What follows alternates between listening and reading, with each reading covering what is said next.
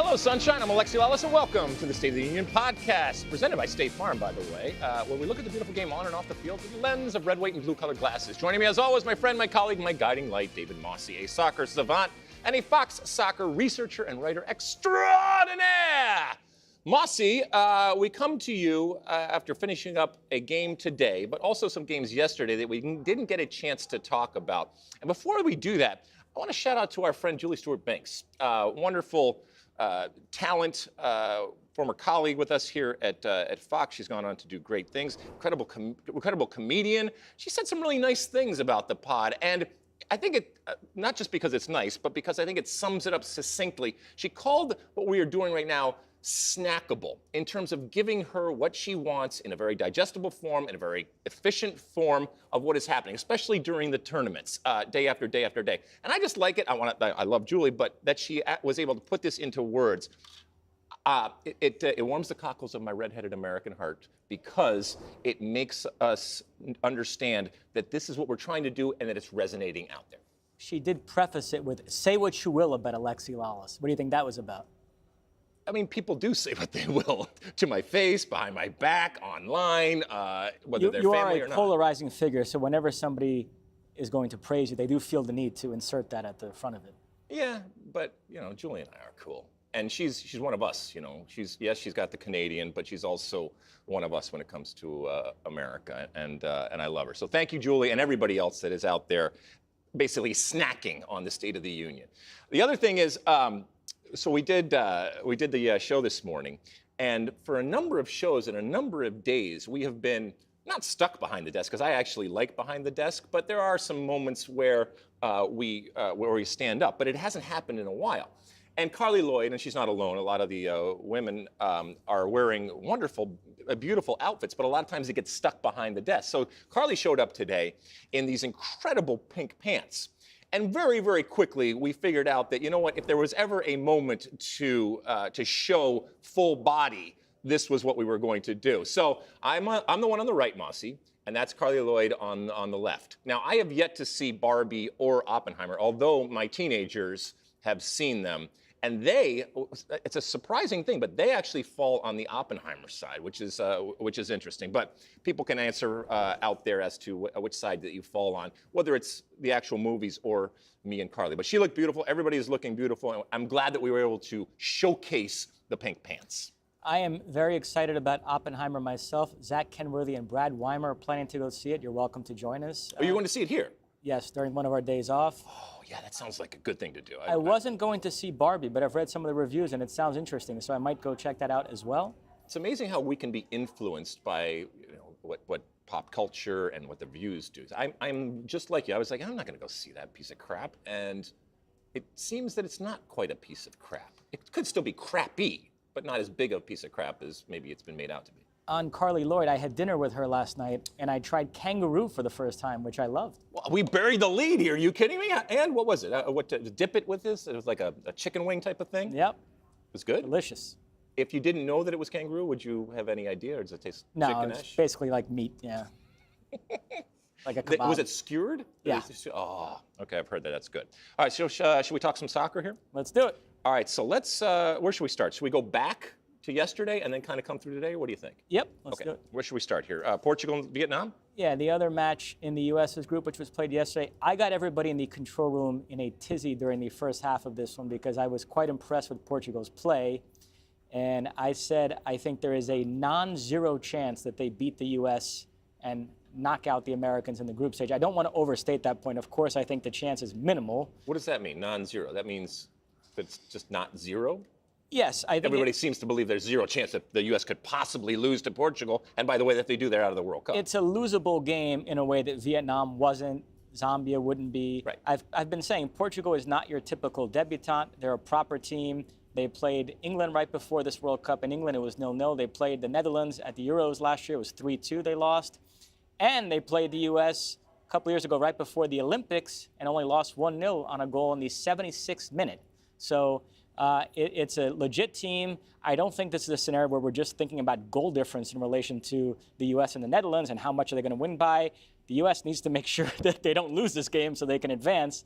But when I said that in the control room, everybody flipped out. Can you imagine if the Americans would have crashed out in the group stage? What a disaster that would be. I don't think it's going to happen. I'm just saying there's a non-zero chance of it. Well, were they angry about it? I mean, look, from a Fox perspective, it would be a complete disaster if that were to happen. But were they angry about it for you to even, put the vibe out there that possibly could happen? Or are they angry about it because they don't agree with you in terms of the stature of Portugal?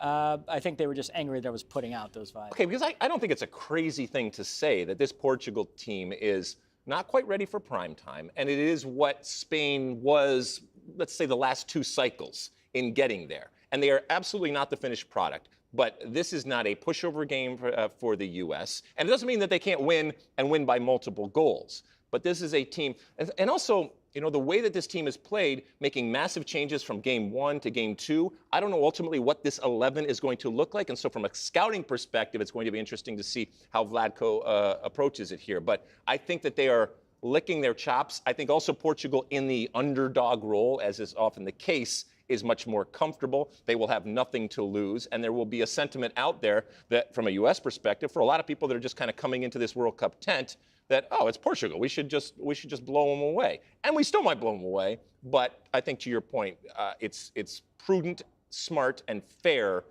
to lay this out as this is a team that the U.S. absolutely could lose to. Yeah, it's not a pick your score game. Right. There are games where you look at it and say, well, it's just about how much you're going to win by from a goal difference standpoint.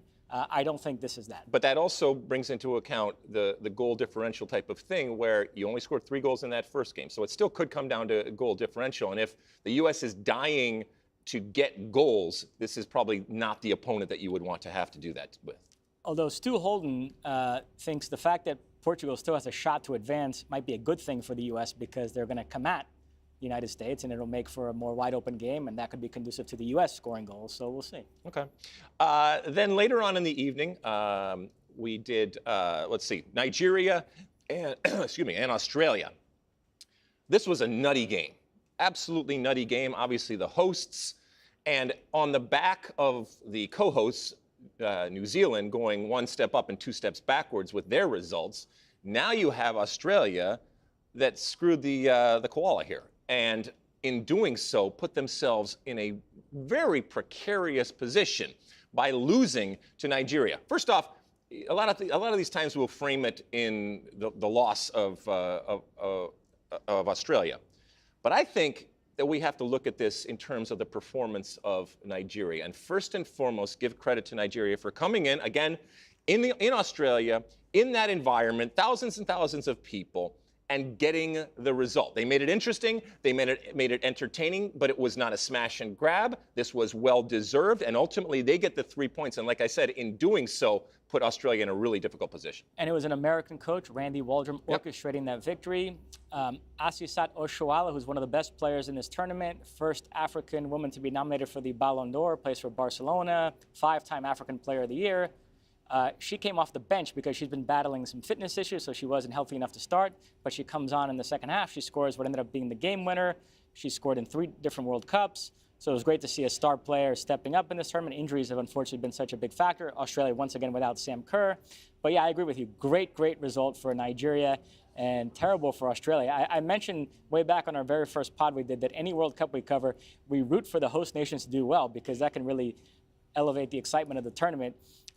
There is a possibility of both Australia and New Zealand crashing out in the opening round. Keep in mind, we're coming off a men's World Cup in which Qatar became the first host nation ever to lose all 3 group games and just the second host nation ever to go out in the group stage. South Africa had done so in 2010.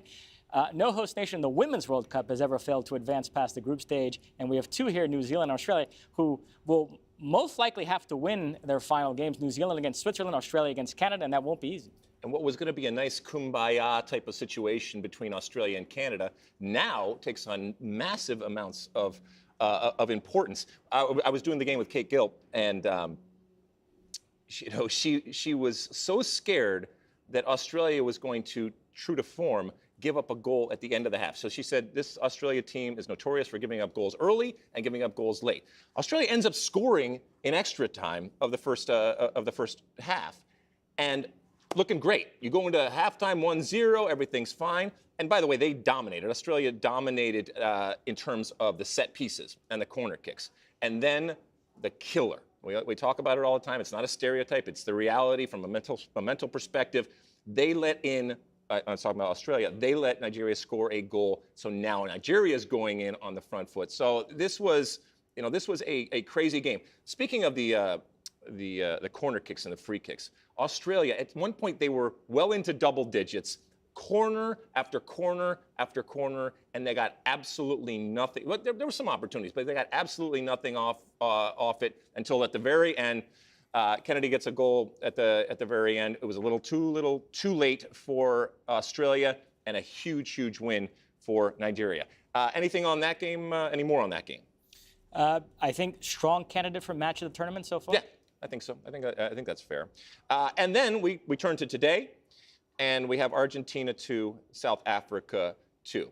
As we mentioned, South Africa cruising along and possibly in that moment thinking, oh my goodness, we are going to get the first ever Women's World Cup win from South Africa. Not to be. Argentina comes flying back, and it ends up 2-2. By the way, both of them were trying to get their first Women's World Cup win, so neither of them get to check that box. But from a neutral perspective, wonderful, great goals, incredible goals, and a great game. But from either of these teams' perspective, this is the game that they needed to win. This was the 3 points that they needed to secure. Very frustrating for South Africa. Remember, they led Sweden 1-0 in the second half of their first game, surrendered 2 goals, lost 2-1, and then again here a 2-0 lead in the second half. They concede twice, have to settle for a draw. Argentina had a game in the last World Cup against Scotland in which they trailed 3-0 in the second half, came storming back, and it ended up being a 3-3 draw. So they pull another rabbit out of the hat here. But as you mentioned, this result means neither side has still ever won a World Cup game, and it frankly doesn't help either of them in terms of their chances of advancing from Group G. And as an actual team, I'm much more excited about a Haiti or a Portugal, for that matter, than I am about these two teams. Argentina, this is their 4th World Cup. They've still never won a match in 11 tries. The fact that they came back and earned the draw kind of spoils. I had a whole rant I was prepared to deliver. Give on it this anyway. pod. Just do it now. To me, they are one of the great blights in women's soccer. There's no reason that Argentina shouldn't be better than this. If that country with that sort of passion and footballing culture, if they put any sort of effort into it, they would at least be decent. And you look around, all the other elite soccer nations in the world have sort of come around to the fact that they should put some investment into women's soccer, and they've become pretty good. And Argentina stands out as the one. It's probably the biggest discrepancy between men and women in the world, wouldn't you say? Do you think that it is rooted in culture?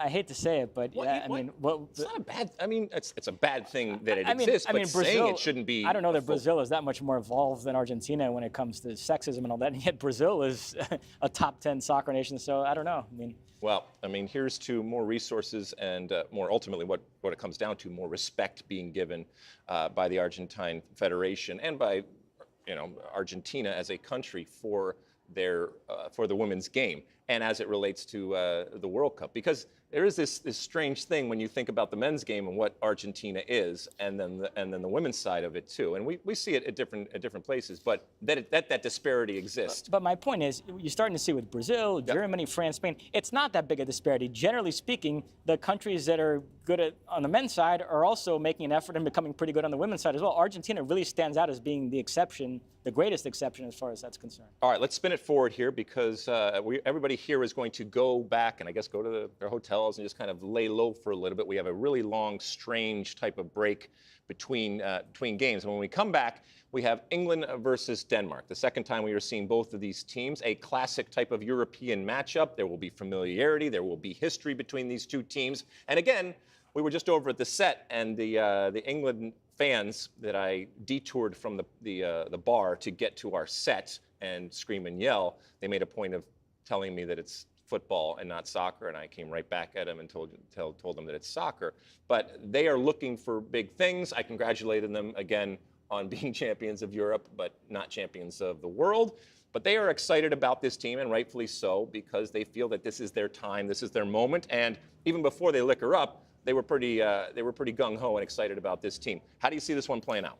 A big point of interest for me is to see if Rachel Daly starts, because she's an interesting story. She's a center forward by trade. She played left back for England at the Euros, but she's coming off a great season for a club team, Aston Villa, at center forward. She was the Golden Boot winner in the WSL, and everybody thought that with Beth Mead and Ellen White not around, she would be starting up front. She did not in that opening game. England was pretty underwhelming against Haiti, only won 1-0. So fast forward to game number 2, I'm hoping to see her up top. I'll be surprised if she doesn't start this. To quote the great Carly Lloyd, she's got to start. Yeah. She's got to start. She's got to be on the field. She's that good. All right, well, we'll see what ultimately finishes up there. And then the final game of the day, China versus Haiti. Now, keep in mind that Haiti is just holding on for dear life at the number 10 position of my power rankings. And we will see if after this game they are able to retain it. And this, if they have any hope of staying in the top 10, this is a game where they have to get 3 points. Now, keep in mind the reason why they were in my top 10, and I'm not the only one. This isn't just me going out crazy. There's a lot of people that were actually really impressed and have a lot of time for this Haiti team, our CONCACAF friends. If they can follow up a very, very good performance against England, a performance that I thought they deserved at the very least a point from. Keep in mind it was a penalty, actually 2 penalties, because England took the penalty over. If they can follow this up with a great performance, get the 3 points against China, I think that they're still going to have a case to hang on in the top 10. But again, teams like Canada, they're not in my top 10. Teams like France, we haven't seen them play their second game yet. So it's going to be interesting to see the jockeying and the lobbying, by the way, that's going on behind the scenes. You know, I got Karina LeBlanc giving the evil eye all the time because Canada hasn't made it yet into the top 10. But there will be some changes. And don't think for a second, like I said, that what happened yesterday in that U.S. game and in the Australia game, that there isn't going to be some movement both ways, up and down. You've had about 24 hours now to digest the U.S. result, Vodka only making 1 sub, et cetera. Any thoughts that you didn't share yesterday that you want to say today about that game? Well, on air earlier, I was quoting Rush and the concepts from was it Descartes? There's a French guy for you about even if you choose not to make a decision, you have still made your choice. That kind of stuff. Paraphrasing right now, but it's still, in the harsh light of day, very, very strange to me that there were no, other than Rose Lavelle, that there were no other substitutions. And this has become the talking point, and rightfully so. We love to criticize coaches. And it might just become a footnote later on if the U.S. goes on to great things and wins another World Cup and plays really, really well. But every single game that we have is a referendum on this team, on the coaching staff, including Vlatko Andonovski, and I guess more importantly, whether our faith is justified that they are going to win a World Cup. In the last 24 hours, nothing has changed in terms of the way that I look at that game. As a matter of fact, I have talked to more people that after that game are more pessimistic about this team. And keep in mind, the first half was horrible, second half was much better, and this is still the #1 team in the world. This is still a team that is at the top of their group right now, but it did not fill people with hope and belief. We talk about belief all the time. It did not fill people with hope and belief and inspire in the way that you kind of want it to have done, even with a team like Netherlands, which is a very, very good team. I know the players are trying to kind of downplay it, but I want to be inspired. And not making any substitutions and deciding in that moment not to make a decision, which was, as we said, is a decision, I think that we settled. And that, I think, is what, at least for me, is the most unnerving and irritating thing, is I don't want the U.S. women's national team ever to settle. And there are bigger picture things and lose the battle, win the war type of situation. But in this case, I would have liked Vlatko Andonovski and this team to do everything in their power to get that win.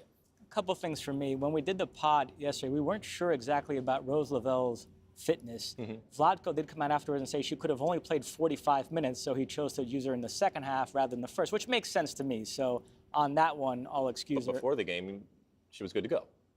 Well, I don't know. That's what he said afterwards, so I'll go with that. Okay, yeah. The most recent thing he said.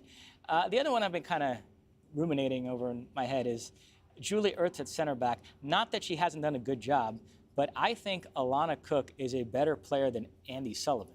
So if you played Ertz at the 6, I think you'd be able to field an overall stronger starting 11. What do you think about that? I mean, not for nothing, to your point, I thought Julie Ertz actually played very well, and she wasn't at fault for the goal or anything like that. And she had that wonderful block. That was a key moment when she had that block.